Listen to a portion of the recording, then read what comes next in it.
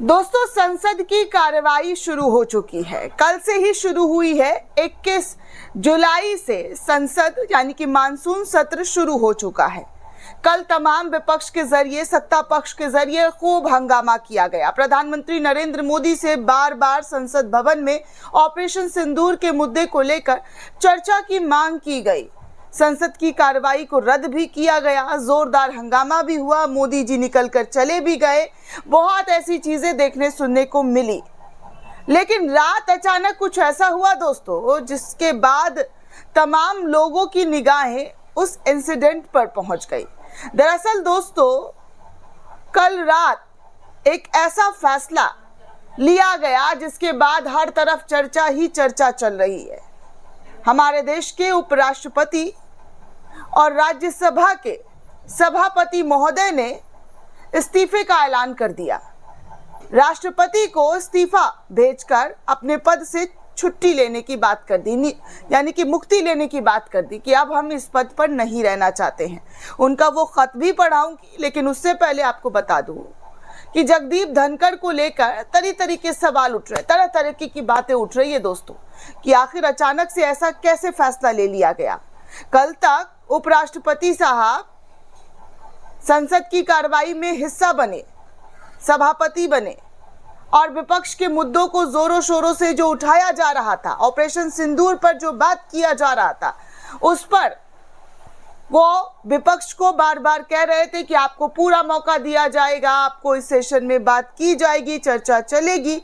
लेकिन अचानक से रात में इस्तीफे का ऐलान आखिर हुआ कैसे?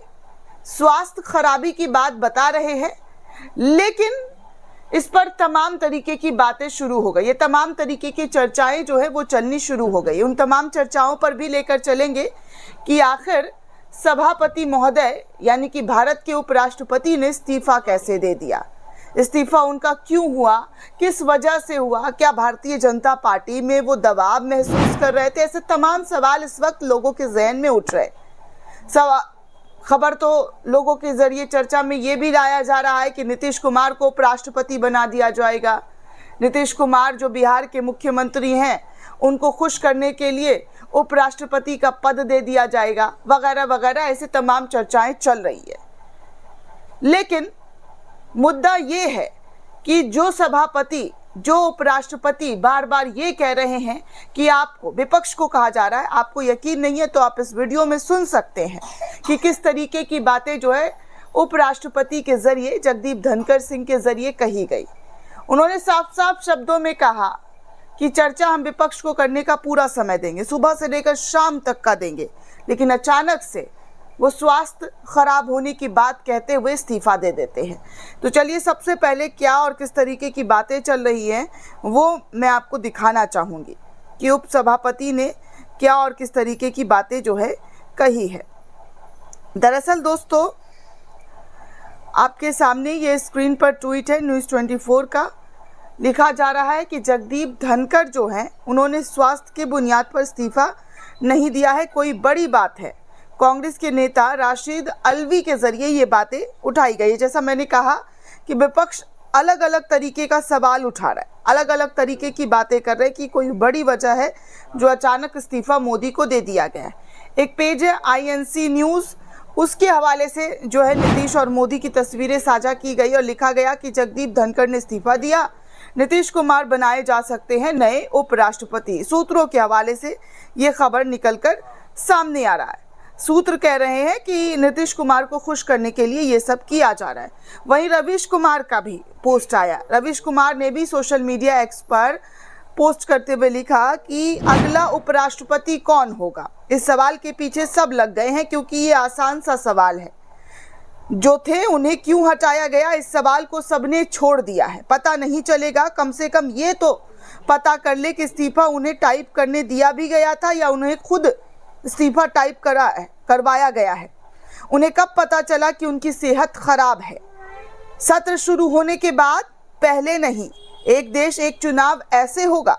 उपराष्ट्रपति का कार्यकाल ही पूरा नहीं हो सका और नीतीश कुमार उपराष्ट्रपति बनाए जाएंगे, इसकी भी संभावना कम लगती है। राज्यसभा की जगह लोकसभा चले गए तब क्या होगा? सेहत के नाम पर धनखड़ गए हैं, तो क्या नीतीश की सेहत इतनी अच्छी है कि वो धनखड़ की जगह ले जाएंगे?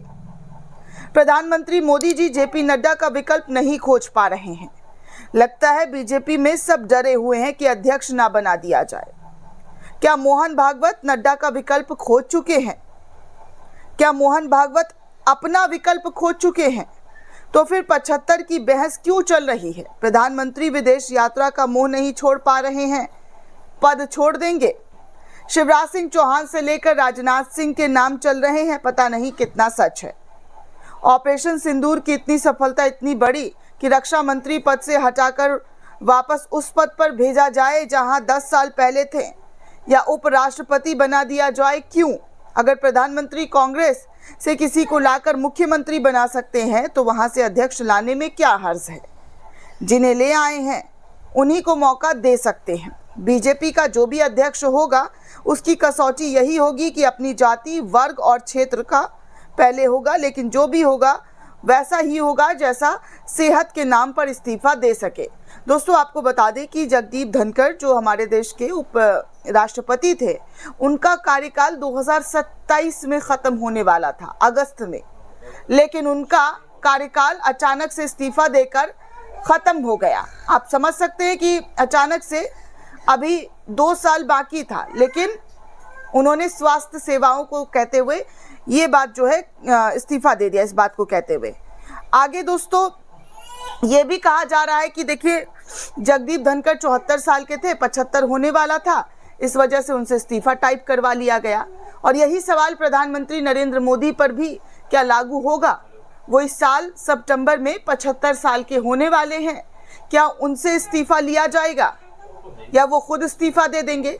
क्योंकि बीजेपी में चलन है 75 के बाद इस्तीफा ले लिया जाता है या उससे पहले ले लिया जाता है, क्योंकि मोहन भागवत ने भी ऐलान करके कुछ ऐसा ही कहा। खैर, आगे आपको जगदीप धनखड़ का ये वाला वीडियो सुना दूं जो पार्लियामेंट हाउस के अंदर का है। is ready for discussion. The government is ready for comprehensive discussion. I will meet with the leaders, settle for a discussion, and I will ensure full-fledged discussion for as much time as you want. एक user है, उन्होंने इस video को share किया और पूछा कि मैं ऑपरेशन सिंदूर पर विपक्ष को जितना समय चाहिए उतनी देर तक चर्चा करने के लिए सुनिश्चित करूंगा। जगदीप धनखड़ जो है कल सुबह इस तरीके की बात कर रहे थे, तो क्या यही वजह है कि उन्हें इस्तीफा के लिए मजबूर कर दिया गया? क्या नरेंद्र मोदी सरकार को अब सच बोलना भी बर्दाश्त नहीं है? हजार मुंह हजार तरीके की बातें दोस्तों कही जा रही है। आगे दोस्तों देखिए, एक और रविश कुमार ने ट्वीट किया और पूछा कि झटका देने की राजनीति, पॉलिटिक्स ऑफ शॉक के निशाने पर कौन हो सकता है? सेहत डबल स्पीक का हिस्सा लगता है, बिग ब्रदर का कमाल है या कोई दूसरा उन्हें वॉच कर रहा है? 75 की उम्र से 1 साल दूर, तो इतने कम समय के लिए अध्यक्ष क्यों कोई बनेगा? नड्डा और धनखड़ में अनपर्सन कौन होगा, या दोनों अपनी सीट अदला बदली कर लेंगे? सब इसी लाइन पर क्यों डिबेट कर रहे हैं? इतनी बड़ी खबर की भनक किसी को क्यों नहीं लगी कि पार्टी कवर करते करते पत्रकार भी पार्टी के हो गए? जैसे कार्यकर्ता को पता नहीं चलता कि पार्टी में क्या हो रहा है, वैसे ही कार्यकर्ता बन चुके पत्रकारों को अब पता नहीं चल पा रहा है कि पार्टी में क्या हो रहा है। उनका काम केवल कमांड का इंतजार करना है, ना कि कमांड पर नजर रखना और रिपोर्ट करना। संसद सत्र के पहले दिन का समय क्यों चुना गया? बीजेपी को कब से इस बात से फर्क पड़ा कि संसद सत्र में विपक्षी दलों के मुद्दे क्या हैं? प्रधानमंत्री का अपना 18 मिनट का वीडियो देखें। खबर तो यही चली थी कि मीडिया से बात करेंगे, लेकिन जो वीडियो अपलोड किया गया उसमें जब भी कैमरा लॉन्ग शॉट में जाता, मीडिया और पीएम दूरी ज़्यादा दिखाई उनकी दी जा रही थी। क्या मीडिया पास खड़ी नहीं थी? आप फिर से उस वीडियो को देख सकते हैं जो कल प्रधानमंत्री मीडिया से आकर संबोधन करके चले गए। लगेगा कि मीडिया को इंडिया गेट पर खड़ा कर दिया है और प्रधानमंत्री अलग ही जगह पर बात कर रहे हैं। तो इस तरीके की बातें जो है कई रविश कुमार और कई लोगों के जरिए उठाई जा रही कि आखिर इस तरीके की चीज़ें कैसे हो गई। जगदीप धनखड़ ने इस्तीफा क्यों दे दिया? अब देखिए, श्रीनिवास जो है कांग्रेस के कार्यकर्ता के जरिए, कांग्रेस के नेता तस्वीर शेयर किया गया है, जहां पर जी हाँ, जहां पर आप देख सकते हैं कि किस तरीके से जगदीप धनखड़ और बीजेपी के पूर्व नेता दोनों एक दूसरे को नमस्ते कर रहे हैं। वैसे तो तस्वीर पुरानी है, अगर आज सुबह की होती तो गुफ्तगू हो रही होती, मतलब दोनों को रिटायर्ड कर दिया गया है। तो साफ तौर पर आप देख सकते हैं कि किस तरीके की बातें इस वक्त कही जा रही है। बहुत सारे सवाल इस वक्त उठाए जा रहे हैं कि क्या और क्या वजह हो सकती है कि अचानक एक अच्छा खासा इंसान इस्तीफे की बात करते हुए पद छोड़ देता है। दोस्तों, आपको जगदीप धनखड़ का लिखा हुआ लेटर भी दिखा दूं कि उन्होंने क्या लिखा है। उन्होंने लिखा है अपने इस्तीफे पत्र में, माननीय राष्ट्रपति जी, सेहत को प्राथमिकता देने और डॉक्टर की सलाह को मानने के लिए मैं संविधान के अनुच्छेद 67A के अनुसार अपने पद से इस्तीफा देता हूं। मैं भारत के राष्ट्रपति में गहरी कृतज्ञता प्रकट करता हूं। आपका समर्थन अडिग रहा, जिसके साथ मेरा कार्यकाल शांतिपूर्ण और बेहतरीन रहा। मैं माननीय प्रधानमंत्री और मंत्री परिषद के प्रति भी गहरी कृतज्ञता व्यक्त करता हूं। प्रधानमंत्री का सहयोग और समर्थन अमूल्य रहा और मैं अपने कार्यकाल के दौरान उनसे बहुत कुछ सीखा, और यही सब उन्होंने बताकर इस्तीफा दे दिया। अब आप सोच सकते हैं कि इस्तीफा किस तरीके से 74 की उम्र में लगातार भाजपा में होते हुए दिखाई दिए।